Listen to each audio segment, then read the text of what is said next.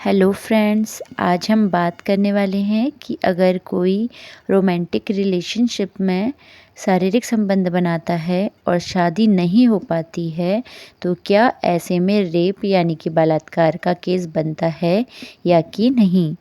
आज हम इस पर डिटेल में बात करेंगे, लेकिन उससे पहले एक और ज़रूरी बात कि अगर आपने अभी तक हमारे चैनल को सब्सक्राइब नहीं किया है तो प्लीज़ सब्सक्राइब ज़रूर कर लें और बेल आइकन को भी प्रेस कर लें, ताकि मैं कोई भी नई कानूनी जानकारी लेकर आऊँ तो आप तक सबसे पहले पहुँच सके।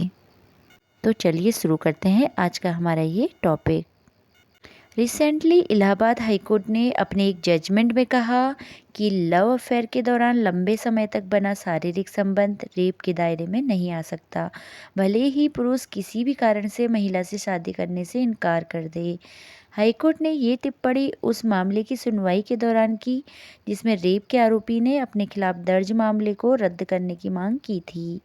इस पर हाईकोर्ट के जस्टिस अनीस गुप्ता ने कहा कि आरोपी और पीड़िता के बीच लंबे समय से संबंध थे और पीड़िता के साथ साथ उसके परिवार वालों को भी रिश्ते के बारे में पता था। इसलिए इस रिश्ते के टूटने के बाद इसे दुष्कर्म नहीं माना जा सकता। कोर्ट ने ये भी कहा कि आरोपी और पीड़िता 15 साल से एक दूसरे को जानते थे और 8 साल से भी ज़्यादा लंबे वक्त से शारीरिक संबंध के बीच बन गए थे। इसमें पीड़िता की सहमति थी, उसकी इच्छा के खिलाफ कुछ भी नहीं था। दरअसल बात 2008 की है। संत कबीर नगर की रहने वाली लड़की की मुलाकात गोरखपुर के रहने वाले जियाउल्लाह से हुई थी। दोनों की मुलाकात पीड़िता की बहन की शादी में हुई थी। मुलाकात के बाद दोनों में बातचीत बढ़ गई और प्यार हो गया। परिवार वालों की सहमति से जियाउल्लाह उससे मिलने संत कबीर नगर आता जाता रहता था और इस दौरान 2013 में दोनों के बीच शारीरिक संबंध बन गए। लड़की के परिवार वालों ने जियाउल्लाह पर शादी का दबाव बनाया, लेकिन उसने शादी करने से मना कर दिया। उसके बाद लड़की ने संत कबीर नगर थाने में जियाउल्लाह के खिलाफ रेप का केस दर्ज करवा दिया। हालांकि अब इलाहाबाद हाईकोर्ट ने जियाउल्लाह के खिलाफ दर्ज दुष्कर्म का मामले को रद्द कर दिया है। कोर्ट ने माना कि अगर लंबे समय तक शारीरिक संबंध बनते हैं तो उसे दुष्कर्म के दायरे में नहीं लाया जा सकता। लेकिन फिर रेप का केस कैसे लगाया जा सकता है, जहां पर रोमांटिक रिलेशनशिप में शारीरिक संबंध बनते हैं या किसी सेक्सुअल इंटरकोर्स को रेप कब माना जाएगा। इसका जिक्र आईपीसी के सेक्शन 375 में किया गया है। इसमें 7 ऐसी परिस्थितियों के बारे में बताया गया है जब सेक्सुअल इंटरकोर्स को रेप माना जाएगा। पहली, महिला की इच्छा यानी कि उसका मन नहीं है फिर भी संबंध बनाया गया है तो इसे दुष्कर्म कह सकते हैं। या महिला की सहमति के बिना ही उससे संबंध बनाया गया, मतलब उसने मना कर दिया लेकिन फिर भी आप संबंध बनाते हैं तो उसे भी दुष्कर्म माना जा सकता है। या महिला को मौत या नुकसान पहुंचाने या किसी और का डर दिखाकर उससे कंसेंट ले ली और फिर उससे रिलेशनशिप बनाई, ये भी दुष्कर्म ही कहलाएगा।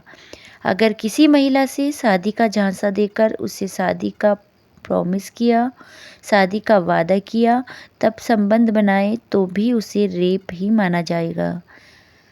या फिर तब शारीरिक संबंध बनाए जब वो महिला की मानसिक स्थिति ठीक नहीं थी या उसे कोई नशीला पदार्थ दिया गया हो या फिर महिला से सहमति देने के नतीजों को समझने की स्थिति में ना हो, यानी कि उसे पता ही ना हो उसके साथ शारीरिक संबंध बना रही हो।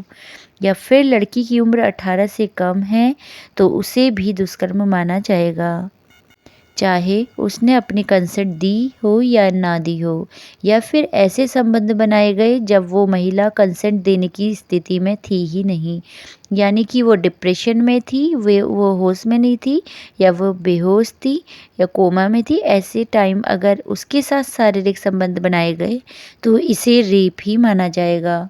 तो ये कुछ परिस्थितियां हैं दोस्तों जिसमें रेप का केस लग सकता है। तो आप किसी भी रोमांटिक रिलेशनशिप में हैं किसी के साथ अगर, तो आपके संबंध हैं तो आप शारीरिक संबंध बनाते हुए थोड़ा सतर्क रहें। महिला की कंसेंट के बिना कभी भी उसके साथ संबंध ना बनाएं। आपका कभी भी उसके साथ ऐसे रिलेशन ना रखें जिसमें उसकी मर्ज़ी ना हो। इस कानून पर आपका क्या कहना है, ये भी हमें कमेंट सेक्शन पर ज़रूर बताएं, क्योंकि अक्सर ऐसा होता है कि लव अफेयर में यानी कि लड़कियां अपनी मर्ज़ी से संबंध बनाती हैं और बाद में लड़कों के ऊपर रेप का केस लगा देती हैं, या परिवार वाले ज़बरदस्ती उस लड़के पर रेप का केस डाल देते हैं। इसलिए आप हमें कमेंट सेक्शन में बताएं, क्या आपके साथ या आपके आसपास कहीं ऐसा हुआ है, और आप किन मुद्दों पर आगे वीडियोस चाहते हैं वो भी हमें ज़रूर बताएं। धन्यवाद।